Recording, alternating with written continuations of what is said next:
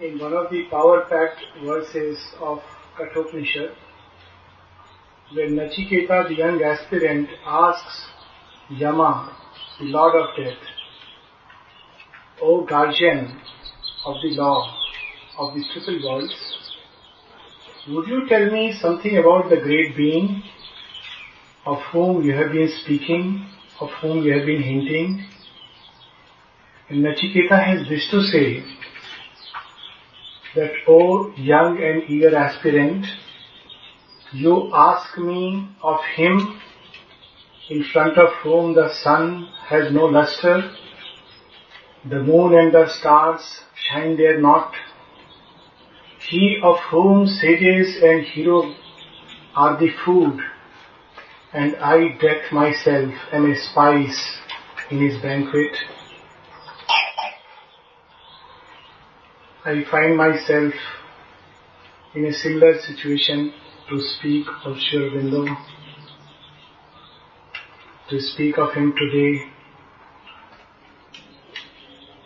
One is so overwhelmed with all the love and the joy and the peace, and words fall flat. Even silence appears something less, because we stand in the mighty presence of a truth too vast for the human mind to comprehend. Something which our human heart, a love that our human heart cannot behold, our speech cannot utter. In one of her very significant messages, the mother says, who can understand Aurobindo, let alone talk about him? Who can understand Aurobindo? He is as vast as the universe, and his teaching is infinite. The only way to come a little close to him is to love him and to give oneself unreservedly to his work. The only way to come a little close, the only way to know a little of him, by a kind of identity of a little portion of his being, to love him. He is as vast as the universe. These are no mere words and sentiments and phrases. These are facts of his everyday inner life. Is it not he who wrote, I have wrapped the wide world in my wider self, and time and space my spirits seeing are? All nature is the nursling of my care. I am its struggle and the eternal rest. And he goes on to describe a similar experience of this kind in another poem. The best way to read his autobiographies through his poems and through Savitri. In another poem, he speaks about, in me are the burning galaxies outlined. I am the universe, stupendous, whole. I am the life of the village and the continent, and the earth's agonies and her throb of bliss. I am its creatures' sorrows and content. I feel the passage of every stab and kiss.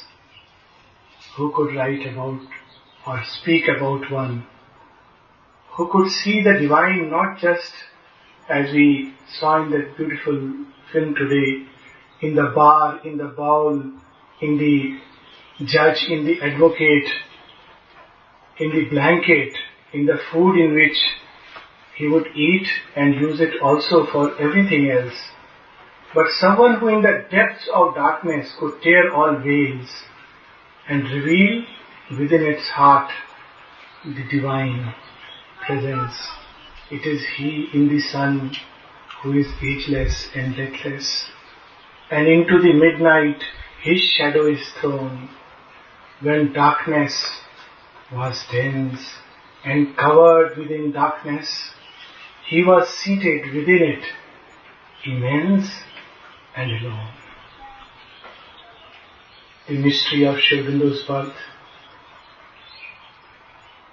is the mystery of God's birth in time. It is a symbol and a sign. His was a spirit that stooped from larger spheres into this province of ephemeral sight. His birth held up a symbol and a sign, his human self like a translucent cloak hid the all-wise guide who leads the unseen world. It's a symbol of the divine presence in matter. It's a sign that this divine presence will one day reveal itself despite all the blindness, all the obscurity, all the resistance, all the ill will, and all that stands up against the divine presence in this earth.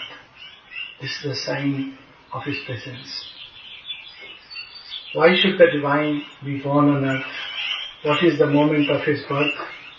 If we cast just 100 years back, a look behind, we shall see something very interesting. Which way the tide of time was flowing. Physical science, material science had proved that there is no God, and if there is one, He is nothing but a few molecules of hydrogen atom. Biology had proved us convincingly. It is perhaps still taught in some of the schools as a relic of the past,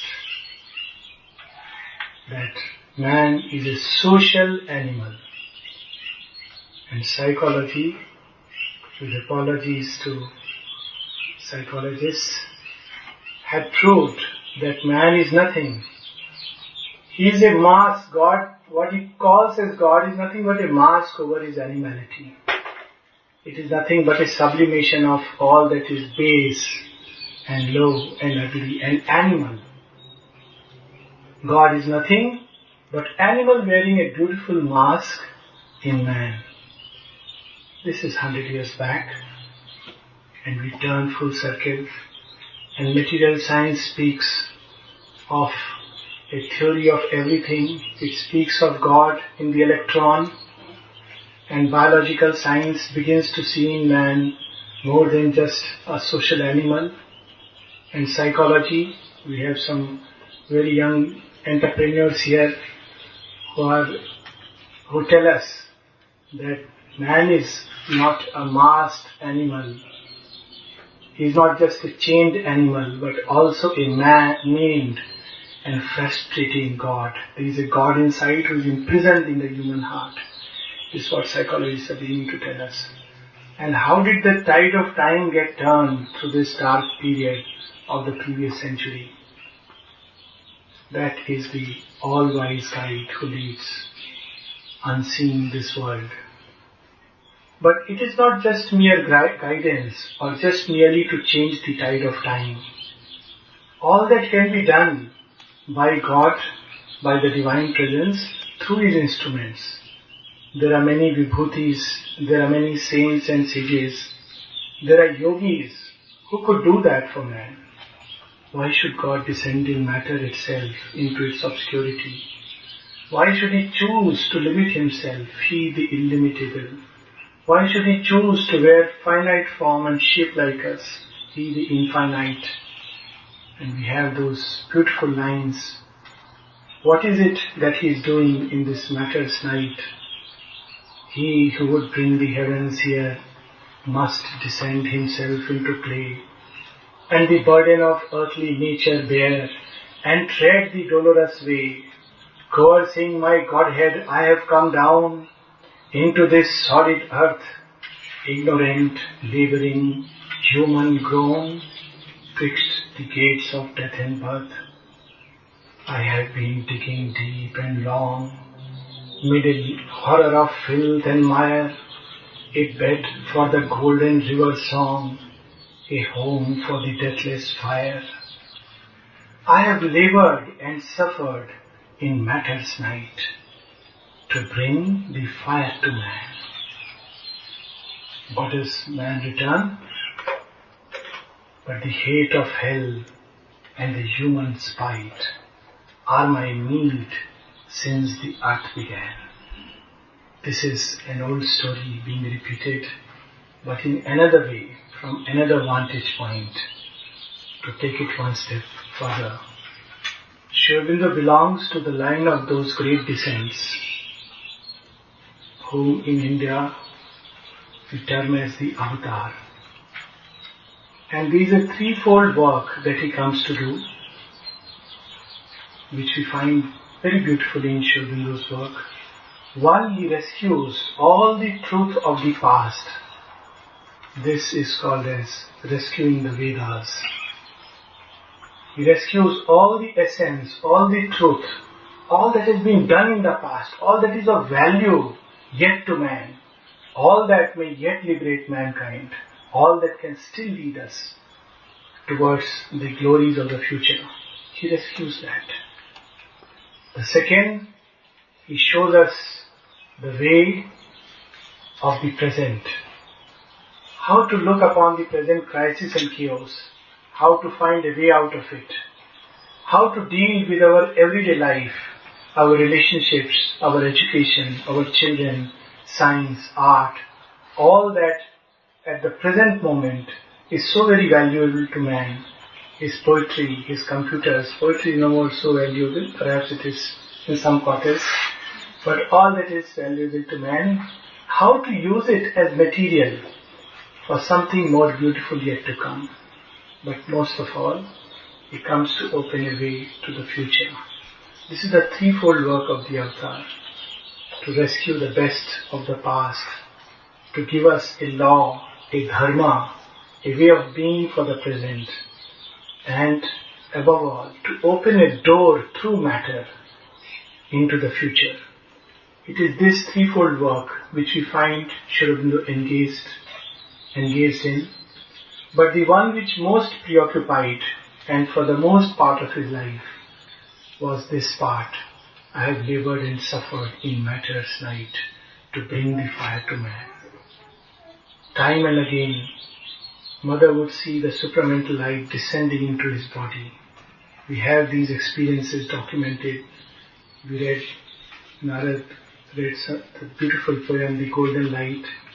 At another place, Sri Aurobindo would tell us, talking of the yoga of Ashupati, he would tell us how the body's cells, they begin to open to that greater light, and each nerve becomes a burning thread of joy, and tissue and flesh are to beatitude. This was the everyday life of Sri Aurobindo. When Sri Aurobindo left his body, a disciple, a well-meaning disciple, with a penchant for truth perhaps, and perhaps as is the custom, wanted to give a message that, as we all know, for 111 hours, Sri Aurobindo's body was kept in state. Thousands of people passed by, and the body was aglow with the supramental light. A golden light enveloped him, and it remained without decay for almost 90 hours, nearly 100 hours. And even after that, the odor of death was not there at all. But the first signs had begun to appear, the light had begun to withdraw, and the disciple wrote, the mortal remains of Sri Aurobindo will be interred into the Samadhi. And as was the training, as is the way of sadhana, he took the note to the mother to see if anything she would like to correct.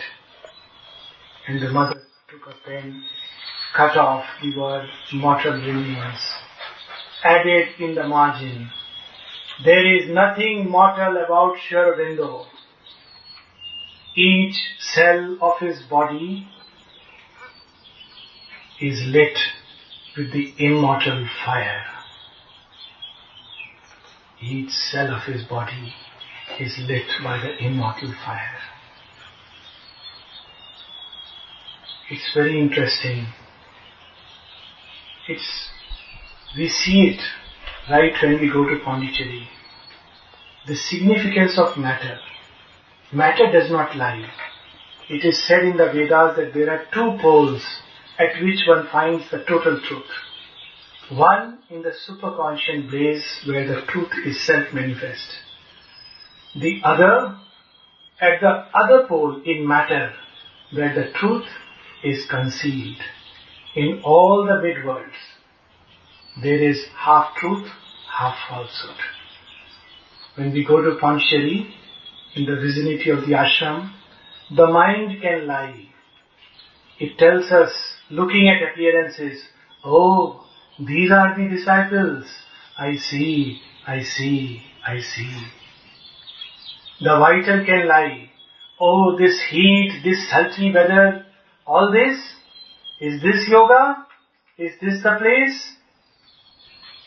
But the body sends and the soul does not lie. One goes near the samadhi and one is hit by something more concrete than matter, more powerful than the greatest power. Aurobindo once, in one of his evening talks, when he talks of the supermind, he says it has a density stronger than the diamond, and yet it is absolutely plastic. What human mind can understand this? Something that is so strong, something that is so plastic, something that is self-aware of itself. All these are words and phrases, but we can approach him with love. This is how his very body was surcharged with this light, with this truth, with this force, which continues to radiate from the samadhi and from places where his relics have gone. Of course, the institution of relics is not new. It is there in the tradition. There are two sides to it. Of course, the modern mind is very skeptic of all these institutions, of all these forms and ceremonies and rituals.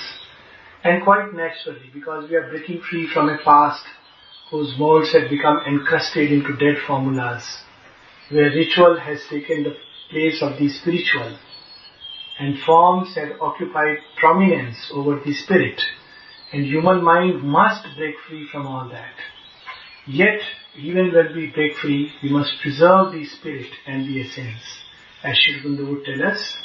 And behind the occult tradition, or the tradition of the relics, is the occult truth that matter does not lie. Aurobindo tells us that if a yogi picks up a sword in one of his writings, he says if a yogi were to pick up a sword, just by feeling it, he can say, what was it used for hundreds of years back?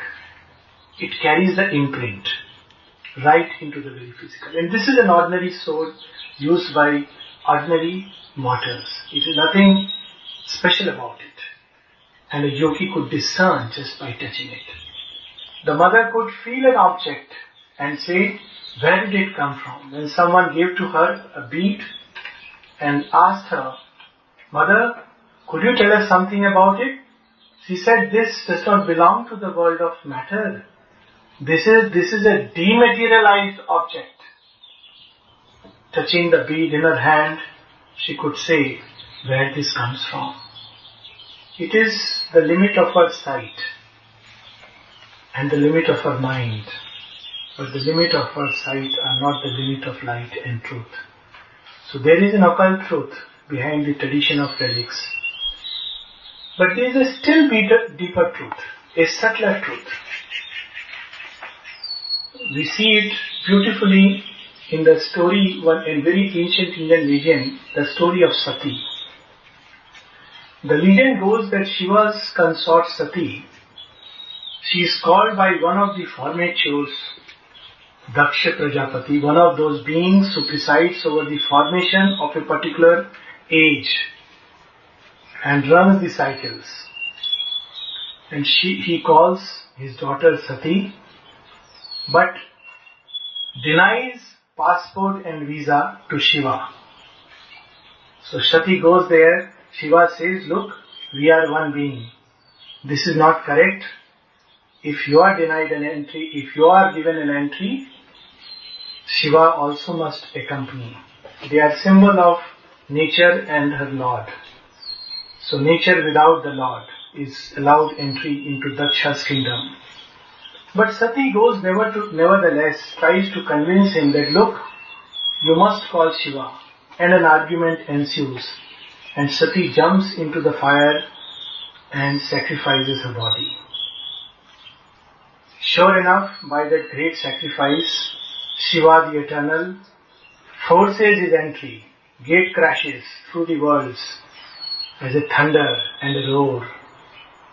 And he picks up Sati's body and moves around the world, carrying in himself the agony and the sorrow of the world. A world that denies the divine, a world that has rejected the eternal. And as he goes, and as his agony fills the earth, Vishnu, the great preserver, he sees the creation would come to a halt if this continues. So as the legend goes, part by part, he dismembers Sati's body and it falls at different places. Now as it happens, these places become the power spots, the Shakti Sthala, the seat of Shakti. Why are they called as seat of Shakti?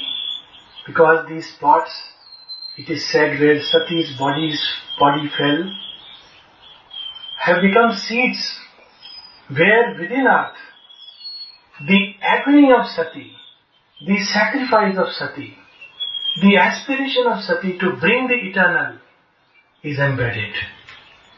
And to go to these places is to receive a touch of that agony, a touch of that aspiration, a touch of that light, of that call to the eternal.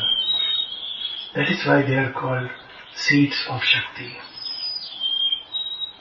These relics are not just some parts of Sri Aurobindo's body. They are surely not meant to just perpetuate a tradition, to keep alive through a tradition some form of the past or some remembrance of Sri Aurobindo, the mother who broke free from all traditions, who gave this beautiful prayer to the children of the school. Make of us the hero warriors we aspire to become. May we fight successfully the great battle of the future that seeks to be born against the past that seeks to endure. May we be ready for the new things that are waiting to manifest. She would not send the relics. She started the institution of relics, if we may use the word institution. She would not send the relics if it was merely to perpetuate a tradition. Not only did she send the relics, she took great care. It was as if Sri Aurobindo himself was going. It is said, and this is a strange and interesting coincidence, if we may say so, for there is nothing really coincidence. And of course there was another incident which I came to know that while the relics were coming here, and in Paris, there was a talk about opening the relics box and screening, going through the X-ray screening, and lo and behold, they happened to find someone who was from Pondicherry. It's not relics we were carrying, it is Sri Aurobindo who was carrying everyone. And while the discussion, I think last year were going on regarding the date of the relics, and everyone was thinking 24th April or a special darshan day, and after a long discussion it happened that 19th April is good because it's a weekend and it's perfect, everything worked out on 19th April. And I just came to know while in the ashram that 19th April was the date when the first relics other than Delhi were sent in India, and that happened to be Orissa. So things are sanctioned long before, we have to only discover them.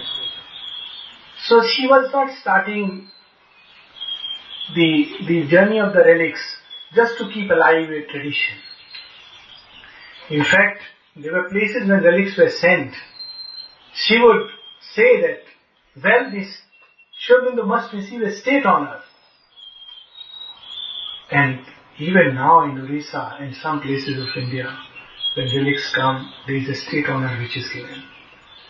When relics reach a place, just reaching the place, I have been involved in few relics coming from Pondicherry, and I can recount one of them when the relics were being carried to Madhya Pradesh, to an obscure village in Madhya Pradesh, Khandwa.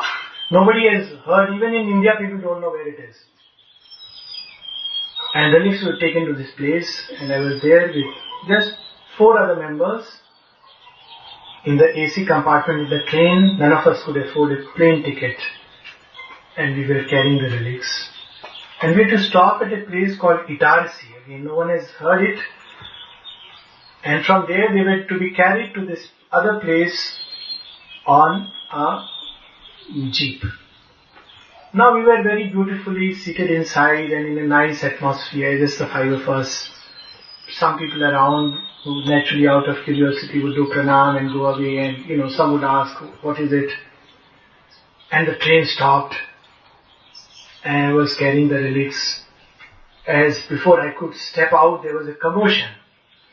So I stepped back. I thought, I don't know whether there is a riot going on or what, whether I should step out with the relics or not. And there were people with malas and everything. The local administrative head had come. He had come to know about the relics. And there was a proper reception with guns going into the air because Aurobindo is coming. And tears streamed out of our eyes. They were not relics. We knew it, but we realized that what it means, it's not just portions of his body, it is a portion of the divine embodiment. It is the physical atmosphere of Aurobindo coming to us. If you know what that means, to those of us who have been privileged to feel that physical atmosphere in the vicinity of the ashram, and how it envelops all creatures there. It is his physical atmosphere, something of himself which comes here. And that is the spirit that we must receive it with. As Dakshina said, with joy and gratitude. With all the humility that we can command. With all the sincerity at our disposal. With all the gratitude that we can summon. It is Aurobindo who comes to us. And it is Aurobindo who has not chosen to reside in this, again, if I may say, small and obscure place of Lodai. He has a penchant for working in the small and the obscure. And if every night we go to sleep in San Francisco or in any of the nearby places, in Fremont,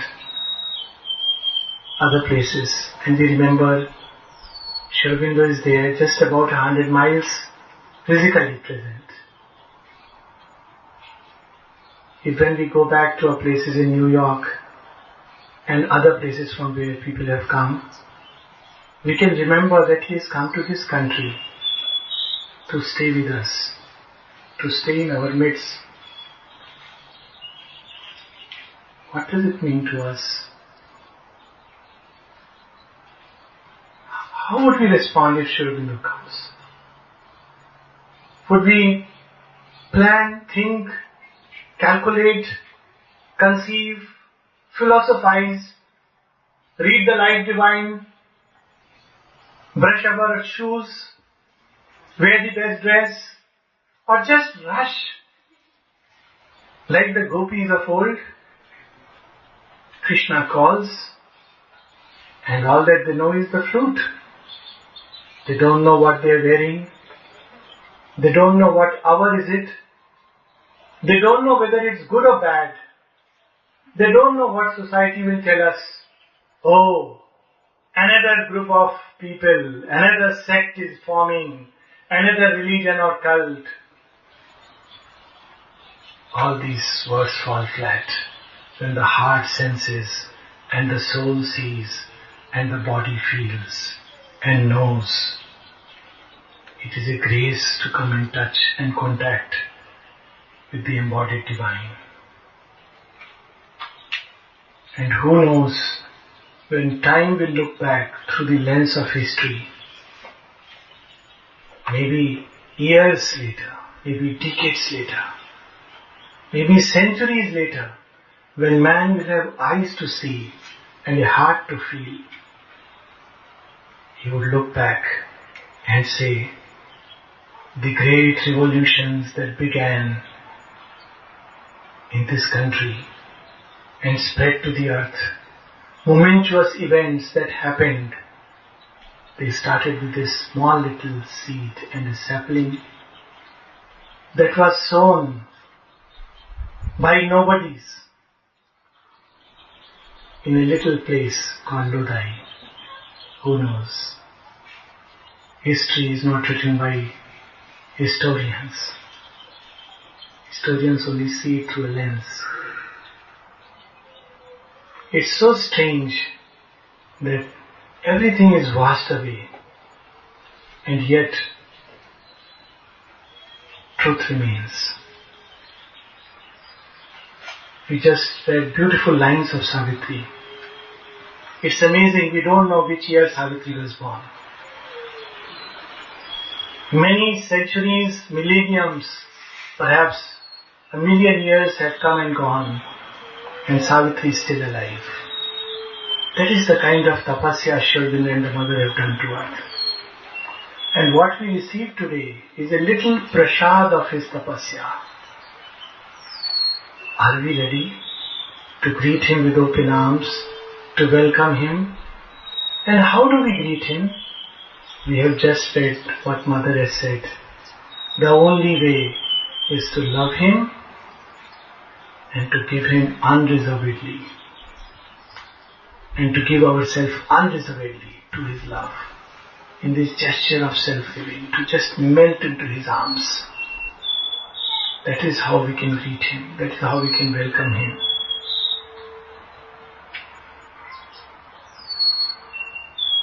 And that agony of the earth, that aspiration of the earth, which Aurobindo embodied, and the response of the Supreme, the grace of the Supreme, the light and truth of the supramental consciousness, which also Aurobindo embodied, that would be communicated as a contagion into the very physical stuff of our beings. The language that alone we understand, the language of matter, and through contagion to this city, and through a deeper contagion to this country, and through each other to the entire earth. Let me pause. It's an overwhelming day. Let me pause with some lines from Savitri which invite us to this great adventure. O force-driven, O force-compelled, fate-driven, earth-born race, and prisoners of a dwarf humanity, how long shall you tread the circling tracks of mind, around your little self and petty things, but not for a changeless littleness where you meant, not for vain repetition where you built. This transient earthly being, if he so wills, can fit his acts to the transcendent scheme. He who now stares at the world with ignorant eyes can fill those orbs with the immortal's light. A seer, a strong creator is within. The immaculate grandeur broods upon your days. Almighty powers are shut in nature's cells.